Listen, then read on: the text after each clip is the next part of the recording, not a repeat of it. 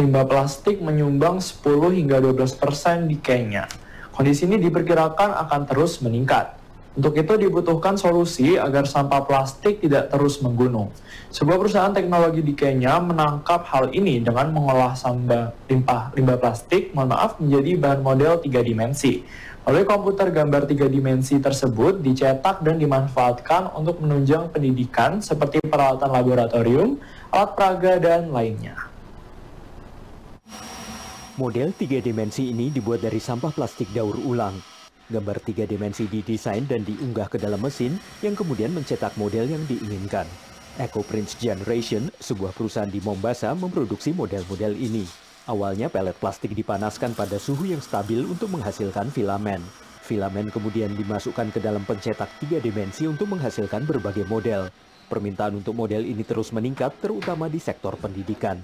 Most of the people who have needed the use of the filament and the 3D printing products and use them to teach and educate learners. It's a visual aid which is better as compared to just drawing a diagram on a blackboard or a whiteboard. And another industry which I've seen is people who are doing manufacturing. They tend to test out their prototypes. So that is another use which we've been leveraging on as well.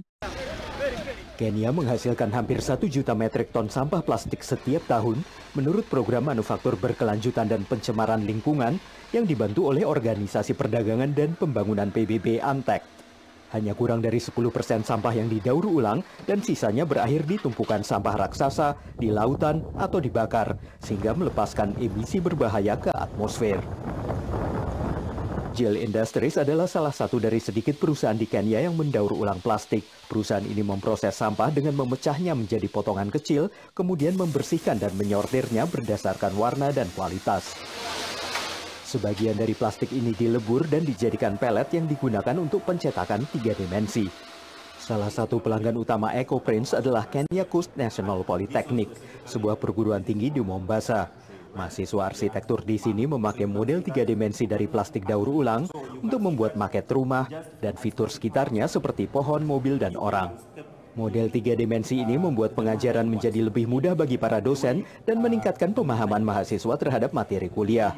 The 3D models, it has really helped us as every time it comes in exam, it is really easy for you to remember what to do and what you have been taught by the teacher.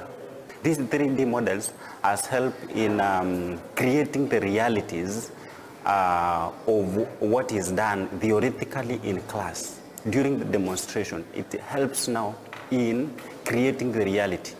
We can see the realities of cars, of landscapes, that is for trees, for persons, people who are living in a particular building when we do our design.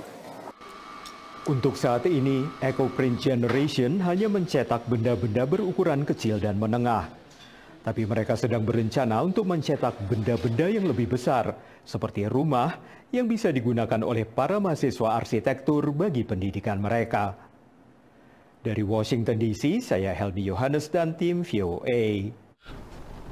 Informasi tadi sekaligus menutup perjumpaan kita hari ini. Jangan lupa saksikan News Point setiap hari pukul 13.00 waktu Indonesia bagian Barat. Hanya di UBTV, Televisi Pendidikan Universitas Brawijaya. Bersama saya Ferdian Subianto dan seluruh kru yang bertugas, pamit undur diri, terima kasih dan selamat beraktivitas.